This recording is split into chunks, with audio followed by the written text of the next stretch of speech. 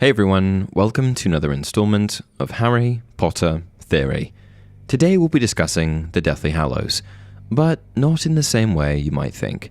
But before we continue, I just want to mention that only 18.2% of you are subscribed, so if you enjoy the content, please like the video and subscribe to the channel. Of course, anyone who's read or watched the Harry Potter series in its entirety, or at least the last couple installments, will have heard of the Deathly Hallows.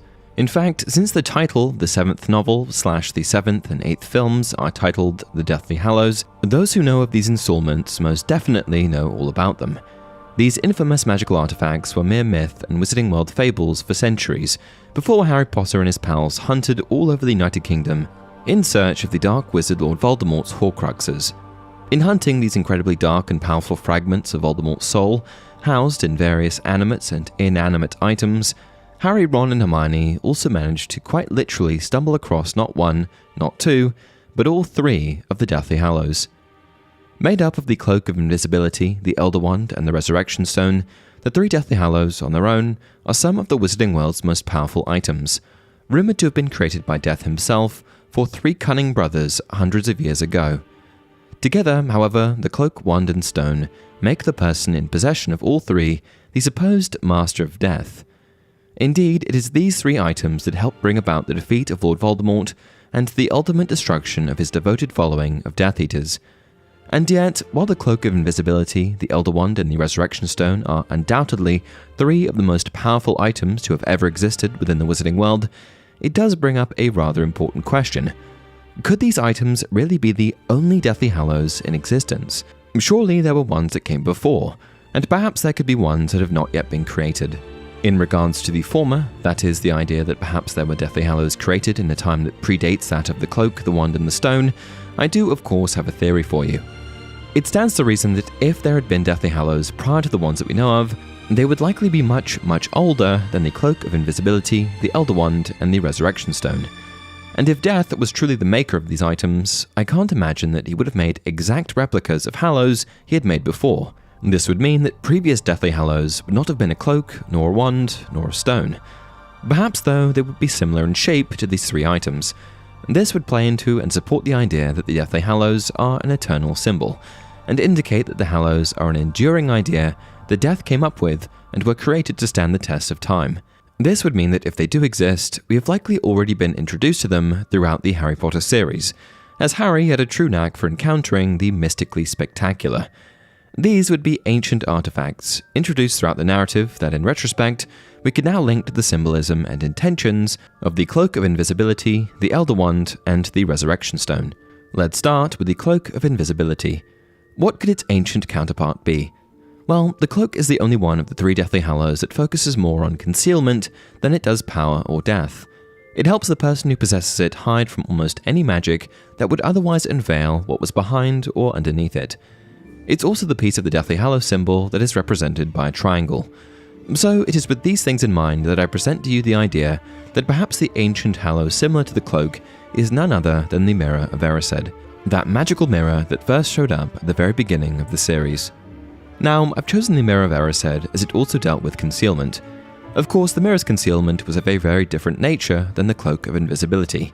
But consider the fact that the Mirror of Erised was one of the few magical artifacts that we were introduced to throughout the series that could reveal the desires one concealed within the deepest part of themselves. And you can see what I'm getting at. It would also be very much like Death personified, that is, Death with a capital D, to provide a gift to mortal witches and wizards that could torment them into insanity and, with any luck, death. And all by simply showing them what they want most in the world but do not have. The shape of the mirror is another reason I think it could have been one of three ancient Deathly Hallows. With a peaked top that very much looks like the top of a triangle and an oblong frame, the Mirror of Erised essentially looks like a cloak if it were hung from a hook, making these two Hallows the triangle in the Deathly Hallows symbol. Next, let's consider the Elder Wand, or Death Stick, if you will. In terms of an ancient counterpart, I'd like to suggest that the ancient Hallow that represents the line in the Deathly Hallows symbol is not a stick like the Elder Wand at all, but is in fact an entire archway. An archway that would only be considered a line from its peripheral view. The Veil. The Veil is that haunting doorway housed in the Ministry of Magic's Department of Mysteries. You remember, the one in which Harry and Luna Lovegood could hear voices coming through from the afterlife. Yes, it is indeed that same doorway to the land of the dead in which Harry's beloved godfather, Sirius Black, fell through never to be seen again, at least alive. As the veil is so ancient, it's believed that the Department of Mysteries may have actually been built around it, rather than it moved to the Ministry of Magic upon uncovering it elsewhere. It's entirely possible that this incredibly mysterious and very old doorway to death was created by Death himself as one of the 3 ancient Hallows. There's also its inarguable link to death. It's a literal one-way door to the afterlife. Sounds right up Death's alley, if you ask me. Finally, let's take a look at the Resurrection Stone and which ancient magical artifact could possibly have also been a Deathly Hallow that represented a similar theme, if not at least shape. As the stone was of course somewhat of a circle, it represented that very shape, a circle, within the symbol of the Hallows. Its attributes were exactly as one might imagine them to be, as this was a stone that was able to bring people back from the dead, or resurrect them, if you will. Of course, as we learn through the mythology of the Deathly Hallows, the Resurrection Stone wasn't able to fully bring a person back to life. Rather, its abilities were somewhat limited to being able to resurrect a shadow version of someone who had passed on. As it turned out, this was actually more unbearable to have these shadow versions of deceased loved ones around for those alive when compared to not having them around at all. As the legend goes, the brother who received the Resurrection Stone from Death ended his own life after it was too much to have his dead lover back in his life, but not quite within reach. Which brings me to my top pick for the ancient Hallow that aligns with the stone, the pensieve. The pensieve was that magical stone basin that witches and wizards could dump memories into, and then somewhat unceremoniously dive into to relive. While the memory in question didn't need to be their own, you may recall Harry living out many of Professor Snape's spliced together memories after he died in Harry's arms. The memories were typically rather haunting, regardless of who they belonged to. In that sense, I feel the pensieve does well to align with the Resurrection Stone. People could use the pensieve to visit people in the past, no matter if they were dead or alive in the present, but were unable to properly interact with them, somewhat like a ghost or shadow version of someone who has passed on. Not to mention that it was quite literally made of stone, and was made in the shape of a circle. So there you have it, the mirror of Erised as a triangle, the veil as a line, and the pensieve as the circle, come together to complete an ancient set of the Deathly Hallows. And with that, we've come to the end of today's video. What did you think?